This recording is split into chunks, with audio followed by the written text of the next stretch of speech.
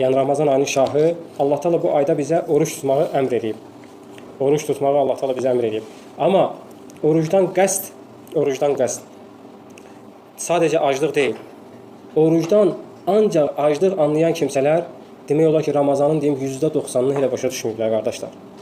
Ramazandan əsas məqsəd insanın nəfsinin təmizlənməsidir.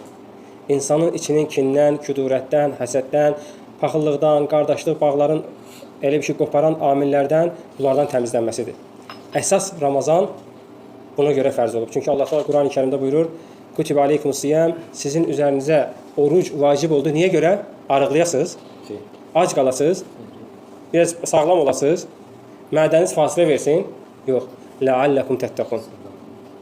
Bəlkə Allahdan qorxasınız, yəni təqva sahibi olasınız, təqvanı əldə edəsiniz. Təqva da nədir? Təqvanın tərifi alimlər gətirir ki, insanı Allah Subhanahu Taala'dan uzaqlaşdıran amillərdən uzaq olmaq, insanı cəhənnəmə aparan amillərdən uzaqlaşmaq. Allahın əzabıyla öz aranda, cəhənnəmlə öz aranda bir maniyə eləmək. Yenə deyirəm, o kəslər ki, Ramazanı ancaq aclıq ayı kimi başa düşürlər, o insanlar Ramazanın %90'ını başa düşə bilməyiblər. O insanlar hələ Allahın onlardan nə istədiyini bilmirlər. Ona görə sələflər buyurur ki, göz haramdan çəkilmədikcə insanın qəlbi heç vaxt Allah Subhanahu Taala'ya bağlana bilməz.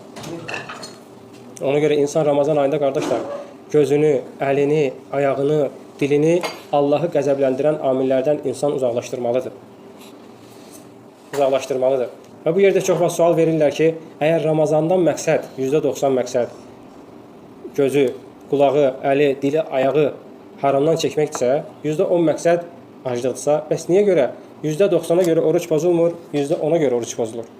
Aydındır. Məsələn, gözümüz birdən çaşlansısa qadına deyilsə, dilimiz çaşıb hansısa qardaşın qeybətini eləsə, qulağımız hansısa haram eşitsə, bunlara görə insanın orucu pozulmur. Amma bilərəkdən, məsələn, bir stəkan, yarım stəkan, 50 qram, 10 qram bilərəkdən su içsək, bu bizim orucumuzu pozur. Əslində, hansı pozmalıydı orucu? Birincilər pozmalıydı, düz deyil. Çünki oruc ona görə fərz olur. Və alimlər gətirir ki, bu Allah Taala'nın bütün kainatda yaratdığı, bütün kainatı daha gözəl şəkildə idarə eləmək üçün qoyduğu bir sistemdir. Bir şeyi tərk eləmək üçün ən gözəl yol o şeyə yaxınlaşmağı tərk eləməkdir. Və bütün günahlara yaxınlaşmağı tərk eləməyin də yolu hardan gəlir? Mədədən gəlir. Və Əli radiyallahu anh buyurur ki, insanda bir orqan var, əgər o dolu olarsa, o biri orqanlar elə ki qudurar. Əgər o boş olarsa, o biri orqanlar nədir? Sönər, süstləşər, haldan düşər. O da nədir? Mədə.